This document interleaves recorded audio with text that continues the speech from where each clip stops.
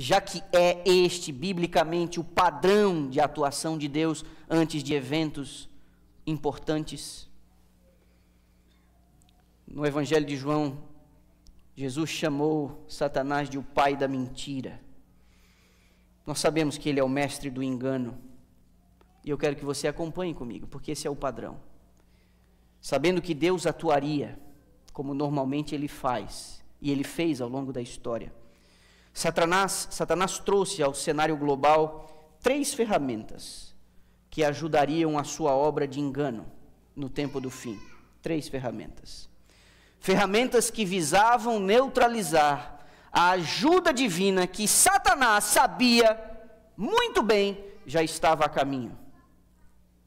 Não quero que você perca de vista que o final do tempo profético de Daniel 8,14 se deu na metade do século XIX, na primavera de 1844.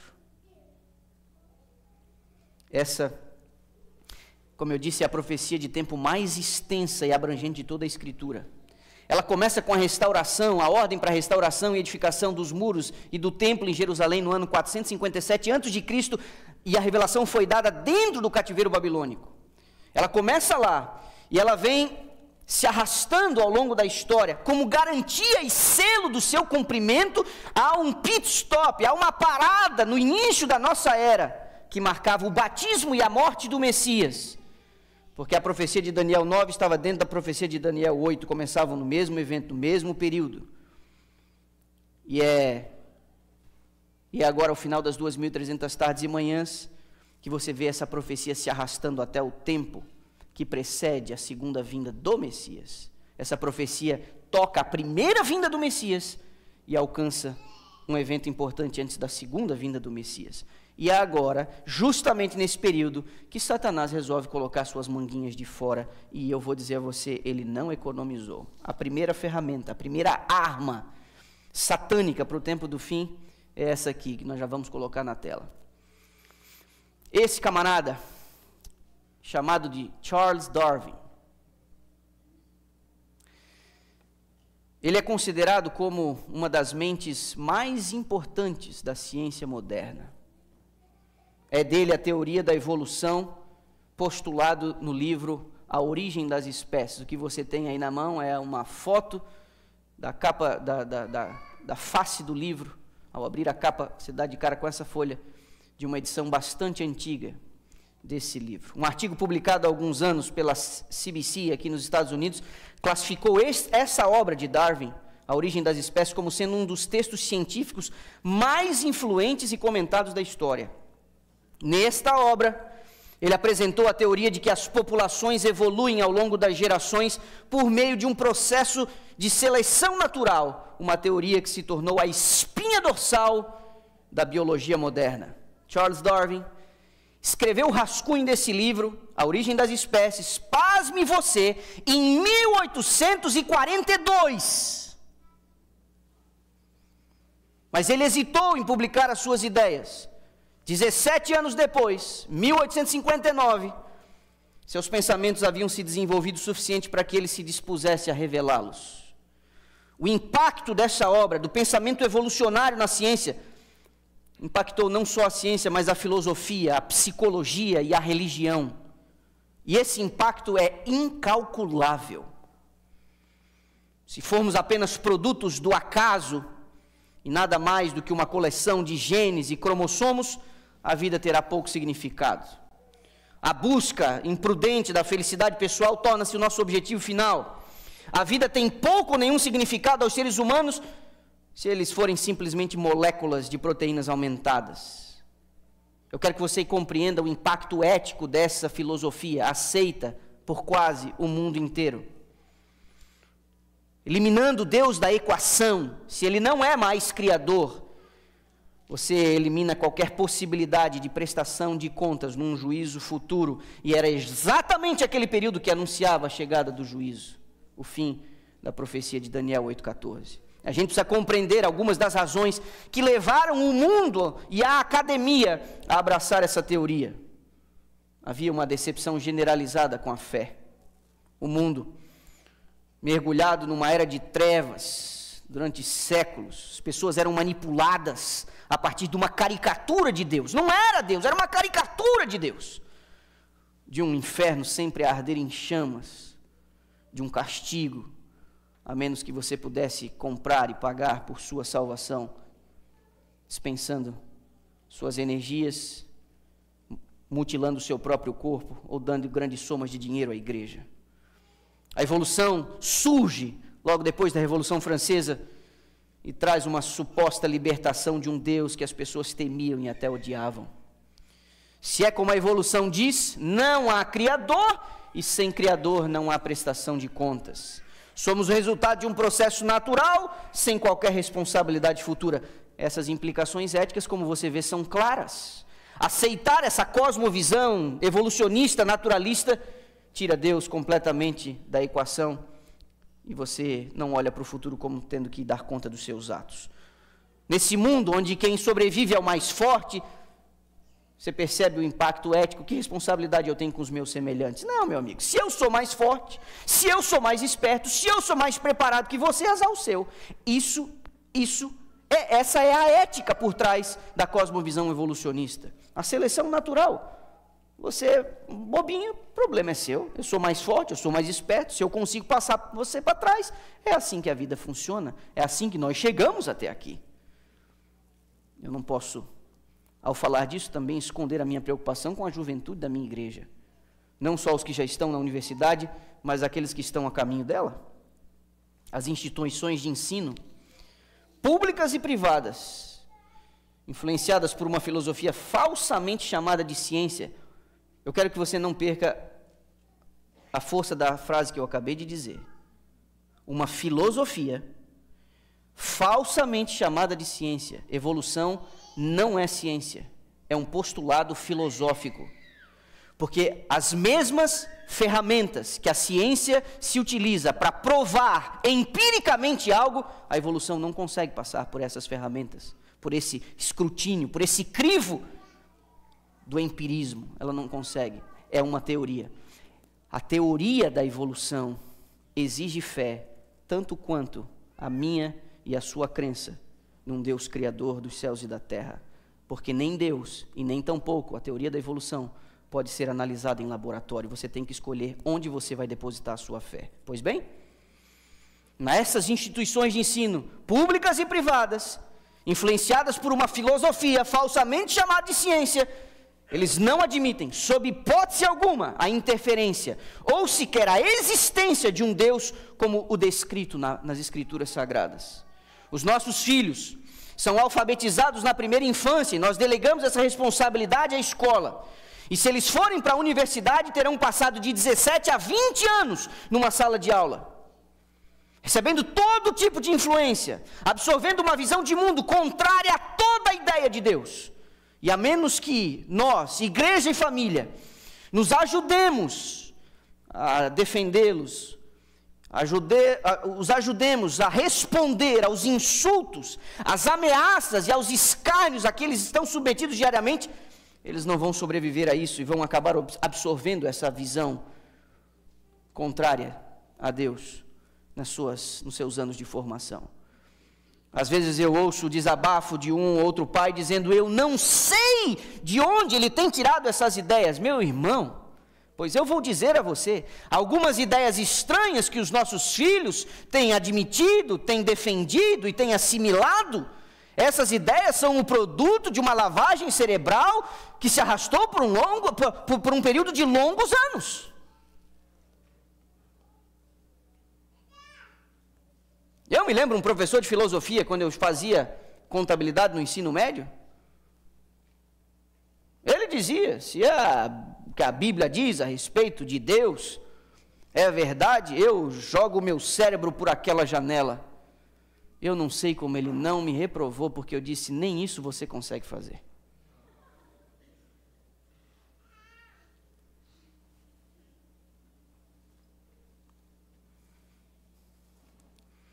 Mas não é só isso.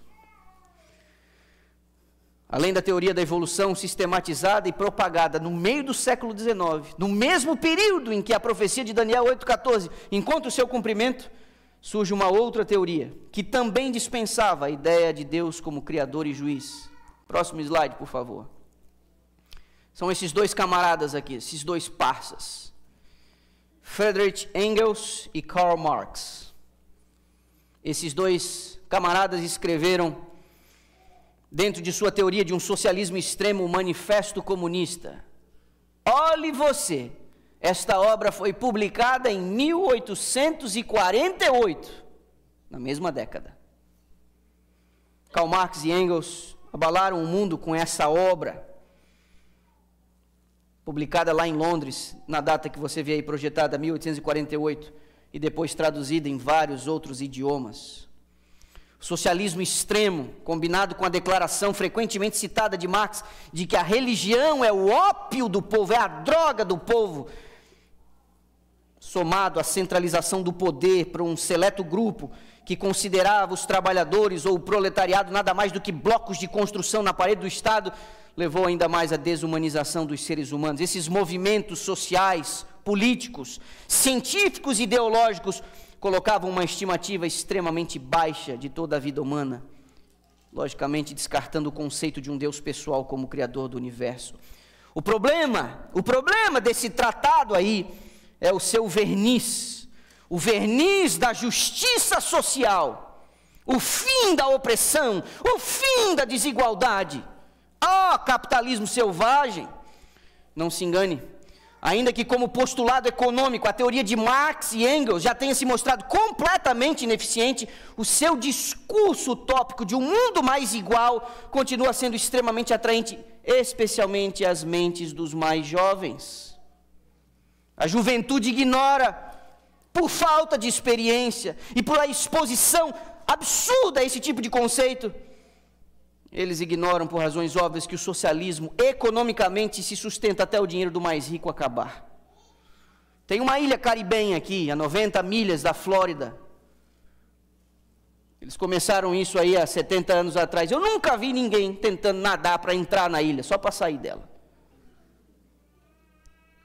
Como tratado econômico, as ideias deste livro, postuladas neste livro, já se mostraram ineficientes. Temos dois blocos fortemente marxistas ainda no planeta, um na Rússia e o outro na China, mas nenhum dos dois, para manter as suas economias, utiliza os princípios destes camaradas, mas eles utilizam uma outra parte, o impacto na sociedade, o controle do Estado, mas toda a economia, ela tem sua estrutura capitalista.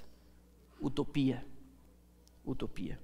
Eu não vou entrar nessas questões dramáticas da política, vocês sabem que eu me mantenho afastado disso por razões óbvias.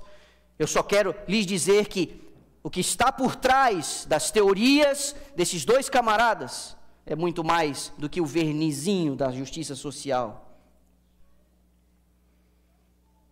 Meu ponto não é esse. As ideias que sustentam Marx e Engels eliminam Deus da equação. As ideias desses dois camaradas dão ao Estado todo o poder, toda a autoridade. É uma espécie de contrafação de Deus, onde o Estado ocupa o lugar de Deus. O Estado é que vai cuidar da sua saúde, o Estado é que vai cuidar da educação dos seus filhos, o Estado é que vai cuidar da sua segurança. Deus não apenas se tornaria, dentro da visão desses dois, opcional, como desnecessário. Mas historicamente, essa filosofia tem ido além disso. Não é Deus opcional ou desnecessário. Dentro do sistema, Deus também se tornou proibido. Tenho um amigo que veio de Cuba. Tive um outro que trabalhou na China por 5 anos. Meia hora de conversa com os dois e você vai perceber a tirania que está por trás dessa ideia de um mundo mais igual. Um mundo igual onde você não pode acreditar naquilo que você quer. O naturalismo evolucionista, o socialismo extremo, ambos surgem em meados do século XIX. Ambos eliminam Deus da equação. Ambos negam a realidade de juízo, porque este é um sistema ateu onde Deus é proibido. E se Deus não existe, e se Deus é proibido, você não prestará conta nenhuma lá na frente. Mas havia ainda uma outra arma satânica, muito atraente, que se popularizaria ao redor do mundo. É a terceira que vamos ver agora. Próximo slide. Pasme você, mas também em 1848, mesma década, e no caso o mesmo ano, essas três irmãzinhas morando no norte do estado de Nova York, na cidade de Rochester, elas começaram com uma brincadeirinha de se comunicar com algumas batidas misteriosas na parede de casa. Essa casa que você vê aí, na realidade é uma outra que foi construída ao redor das bases, das ruínas da casa original que pegou fogo em algum momento. Eles construíram isso daí, colocaram esses janelões de vidro e você pode ver a casa, através desse vidro, a estrutura da casa antiga. Eu estive lá, acho que 2 anos e pouco atrás, e tem essa placa que você vê aí, é uma placa, um memorial, atribuindo este local ao berço do espiritismo moderno. Mas essa terceira arma satânica, que surge exatamente no mesmo período do encerramento da profecia de Daniel, anunciando a chegada do juízo, Satanás, ele foi com duas frentes. Dentro desta ferramenta do espiritismo, ele foi com duas frentes esteticamente distintas, para alcançar pessoas diferentes. Mas essas duas frentes estão diretamente associadas. Essa primeira frente se dá com essas irmãs, com essas irmãs.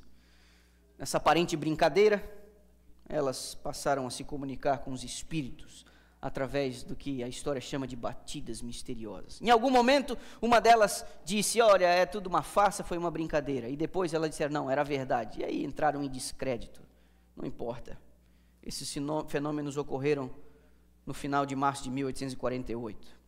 Há uma tentativa por parte do espiritismo de se desassociar desse evento historicamente até um pouco vergonhoso, envolvendo as irmãs Fox. Mas nesse memorial que eu estou dizendo, nessa plaquinha, você vê lá, eles atribuem o nascimento, né, do espiritismo moderno. Eu acho que qualquer hora dessa vai acabar saindo de lá, mas eu já tenho a minha foto. Por outro lado, e agora do outro lado do Atlântico, próxima imagem, surgindo 9 anos depois, com a figura de Allan Kardec, a publicação de uma obra, o Livro dos Espíritos. Do outro lado do Atlântico, no seio de uma elite intelectual francesa, surge o que a gente mais tarde acabou conhecendo como o Espiritismo, segundo Allan Kardec, ou o Kardecismo. Há uma sepultura num cemitério na França que eu também tive a oportunidade de visitar, uma sepultura, um monumento com um busto de bronze desse camarada. Estive lá naquele cemitério e é uma das sepulturas mais visitadas. E quando eu estive lá, realmente tinha bastante gente tocando e fazendo suas preces lá. O Espiritismo, como segundo eles mesmos definem, repare, é uma doutrina filosófica com fundamento científico de consequências religiosas. Vou repetir. O Espiritismo, segundo eles mesmos definem, é uma doutrina filosófica com fundamento científico de consequências religiosas. Tem como base a existência de Deus, a reencarnação da alma humana e a justiça divina através da lei de causa e efeito. Kardec criou o termo espiritismo em 1857 e o definiu como a doutrina fundada sobre a existência, as manifestações e o ensino dos espíritos. Mesmo não sendo reconhecido como ciência, Kardec dizia que o espiritismo alia aspectos científicos, filosóficos e religiosos, buscando uma melhor compreensão, não apenas do universo tangível, mas também do universo a esse transcendente. Agora eu quero que você acompanhe meu raciocínio aqui. Inicialmente, este movimento espírita, seja aqui mais suburbano, com 3 irmãs do norte do estado de Nova York, ou um pouco mais intelectual na França, inicialmente. Esse movimento ele foi rechaçado pelo cristianismo. O mundo evangélico olhava com extremo desprezo, suspeita, e até fazia uma defesa às suas congregações em relação a esse tipo de movimento religioso. O que se pode notar, incrivelmente, é que nas últimas décadas existe uma aproximação inimaginável do espiritismo com o catolicismo e o protestantismo através de uma doutrina em comum, a doutrina da imortalidade da alma. Mas esse é um assunto para um outro dia. O que surpreende É uma declaração da Sra. White datada em 1850. Você pode conferir ela no livro Primeiros Escritos, página 59. Ela disse assim, vou repetir, quando surge o movimento espírita, ele foi rechaçado pelo cristianismo, desprezado, condenado pelo cristianismo. Em 1850, ainda quando todo mundo olhava com desprezo e preconceito a filosofia espírita, a Sra. White faz uma profecia. Ela diz, cito, seria considerado blasfêmia falar contra o espiritismo no futuro. Que isso se espalharia mais e mais, que o poder de Satanás aumentaria e que alguns de seus dedicados seguidores teriam poder para operar milagres e mesmo fazer fogo do céu à vista dos homens. Em outro momento, ela classificou o espiritismo como, Grande Conflito, página 561, a obra mestra de Satanás. Eu vou repetir. Era quase inimaginável que algo tão rechaçado dentro do cristianismo se tornasse tão comum e tolerável a ponto de ser quase pecado falar mal dele. E eu vou falar com você aqui de novo, os mais jovens são mais sensíveis. Existe o verniz da justiça social, do amor, de você ter boas obras, de você cuidar dos animais, de você cuidar das pessoas que estão sofrendo e jogadas na rua. Uma coisa é nós, como cristãos, ignorarmos os nossos deveres sociais, a outra coisa é a gente se engraçar com filosofias. Que Jesus Cristo disse, muito cuidado, eu estou avisando antes. Na declaração de Cristo, no verso 24, do capítulo 24 de Mateus, ele diz, enganariam, se possível, até os escolhidos.